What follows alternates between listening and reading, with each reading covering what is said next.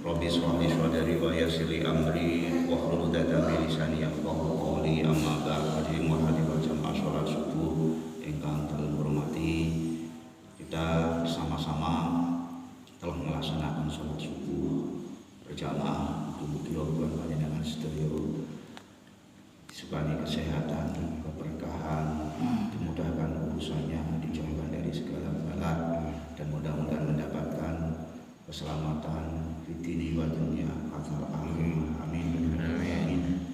Pada pagi hari ini kita sifatnya bersama-sama belajar melanjutkan materi kolom ini tentang Allah, mengenal sifatnya.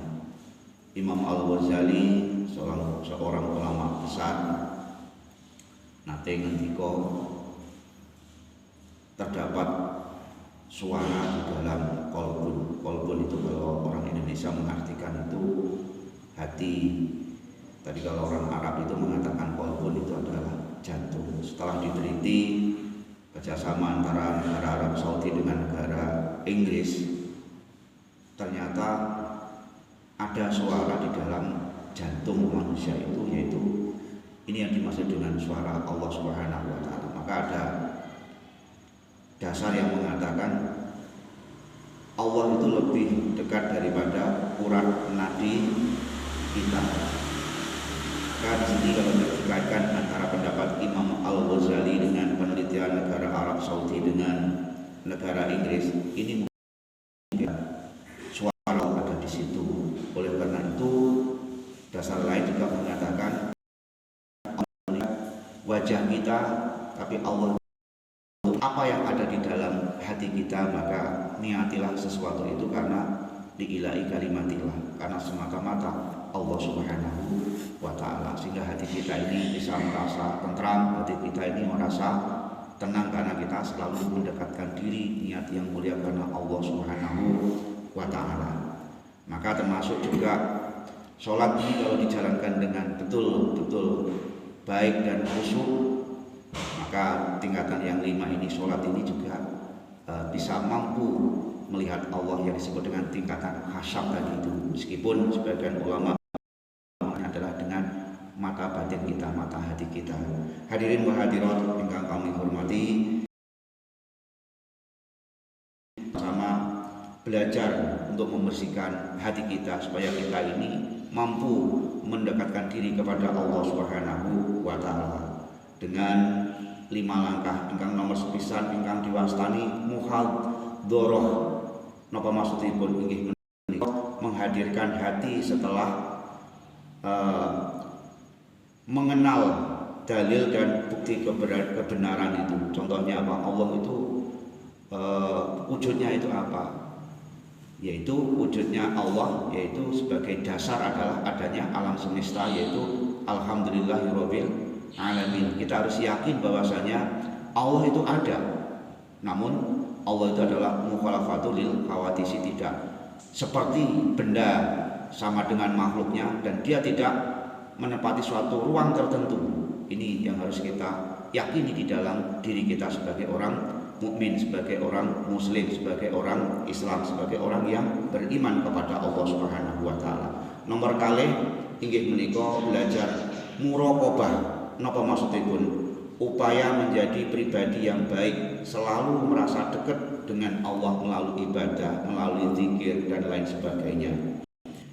Kemudian yang ketiga adalah yang dimaksud dengan mujahadah, yaitu berusaha kesungguhan dalam memerangi hawa nafsu. Nah, ini yang membuat kita ini rusak diri kita, hati kita, kolbun kita rusak itu karena apa? Selalu menuruti hawa nafsu. Nafsu sampun dalam sampaikan diantaranya adalah 7 macam nafsu. Secara umum adalah ada nafsu yang baik, ada nafsu yang jelek. Nafsu yang baik disebut dengan nafsu yang jelek disebut dengan nafsu yang napa namanya? Lawane mutmainah. Napa Pak Juni, Pak Anas? Napa Pak Sum? Lawane daripada nafsu yang baik mutmainah, nafsu mazmumah. Iri, dengki, takabur, riya, semuanya itulah yang membuat rusaknya dunia seperti akibat daripada menuruti hawa nafsu. nafsu. Di balik hawa nafsu yang jelek itu ada setan, ada iblis yang mempengaruhi diri kita di dalam beribadah, di dalam berperilaku dalam kehidupan sehari-hari. Maka lawanlah dengan ikhlas, maka setan tidak mampu menggoda kita. Termasuk belajarlah kita ini untuk bersama-sama, yaitu berusaha menjadi orang yang ridho, maka iblis tidak akan mampu menembus menggoda orang yang memiliki sifat ridho. Nomor sekawan yang diwastani muhasyafah, terbukanya tirai karena mendapatkan cahaya ilahi setelah hati dibersihkan. Ini tingkatan yang kelima adalah bisa muhasyafah. Orang Jawa itu iso ndelok sadurunge kajian. Napa Pak Anang maksudnya ada orang kata-kata orang Jawa yang lebih tepat itu. Jadi mengetahui sebelum kejadian, banyak orang-orang tertentu yang mencapai tingkatan muhasyafah. Lajeng nomor gangsal ingkang diwastani musyahadah, nggih menika merasa kehadiran Allah Subhanahu wa taala, hilangnya wujudnya Tuhan hilang wujudnya, Tuhanlah yang menampakkan dirinya pada makhluk atau yang disebut dengan tajalli. Seolah kita ini tidak ada, yang ada hanya Allah Subhanahu wa taala. Karena seperti kemarin dalam sampaikan, manusia itu seperti wayang yang digerakkan oleh dalangnya. Kita tidak ada apa-apanya, yang adanya Allah. Kita bisa bergerak, bisa bicara, semuanya adalah yang menggerakkan Allah. Maka tidak pantaslah kita sebagai manusia, sebagai makhluknya memiliki sifat sombong, riya, takabur. Semuanya itu adalah sebetulnya yang melakukan Allah Subhanahu wa ta'ala. La haula wala quwata illa billahil aliyyil azim. Maka untuk memiliki qalbun yang bersih, kita diharapkan memiliki yaitu proses pensucian diri yang disebut dengan taholi. Napa taholi kalau mau?